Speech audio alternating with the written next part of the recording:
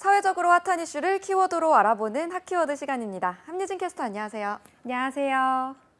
네, 가족하면 어떤 이미지가 먼저 떠오르시나요?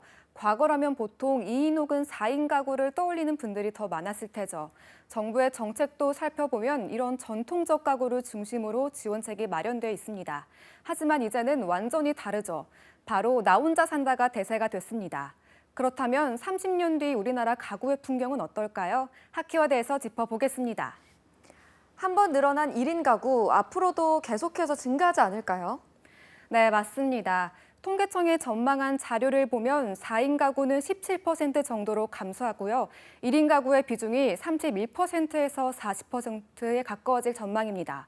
그런데 그 모습은 지금과 사뭇 다릅니다. 우리 보통 1인 가구 하면 어떤 세대가 떠올리죠? 독거노인 가구도 많지만 압도적으로 많은 세대는 2030 1인 가구 아닐까요?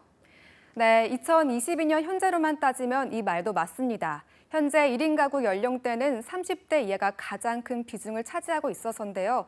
하지만 현재와 같은 저출산 고령화가 계속된다면 상황은 180도 달라집니다. 2050년이 되면 70대 이상 노인이 1인 가구에서 가장 큰 비중을 담당할 것이란 건데요. 통계청은 2050년에 70대 이상이 무려 42.9%, 60대까지 합치면 독거노인 가구가 60%에 육박할 것이라는 전망을 했습니다. 그렇다면 반대로 앞으로는 2030 세대 1인 가구가 더 줄어든다는 거군요. 네, 자립할 나이가 됐는데 독립하지 않고 부모에게 경제적으로 의존하는 젊은 세대를 캥거루족이라고 하죠. 이런 캥거루족이 증가 추세라고 하는데요. 50세 미만 성인 10명 가운데 3명가량이 부모와 함께 사는 것으로 나타났습니다. 특히 눈에 띄는 연령층은 40대인데요. 부모와 동거하는 40대 비율이 9.2%나 됐습니다. 한국보건사회연구원은 이번 조사 결과에 대해 20대부터 40대들이 부모 곁을 떠나지 못하는 건 결혼이 늦어지거나 아예 결혼을 안 하는 사회적 분위기 영향이 크다고 밝혔습니다. 물가도 오르고 부동산 가격은 더 껑충 뛰고 이렇다 보니 독립하는 게 예전처럼 쉽지 않은 게 현실이긴 해요. 네, 그렇죠.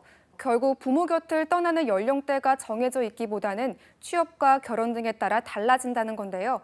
1인 취업 가구 4명 가운데 1명은 월급으로 200만 원을 벌지 못한다는 조사 결과도 나왔습니다. 지난해 하반기 1인 취업 가구 가운데 임금 근로자 중 월 200만 원 미만 급여를 받는 근로자가 28.5%나 됐습니다. 100만 원 미만의 비중도 11.8%나 됐고요.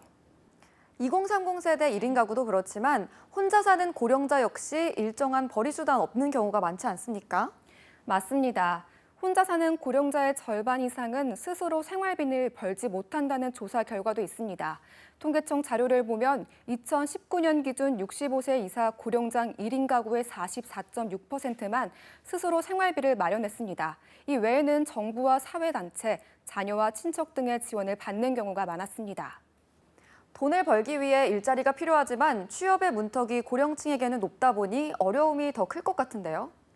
네, 같은 조사에서 혼자 사는 고령자의 노후 준비 방법은 국민연금 예금과 적금, 부동산 운영 순으로 임금과는 거리가 멀었는데요.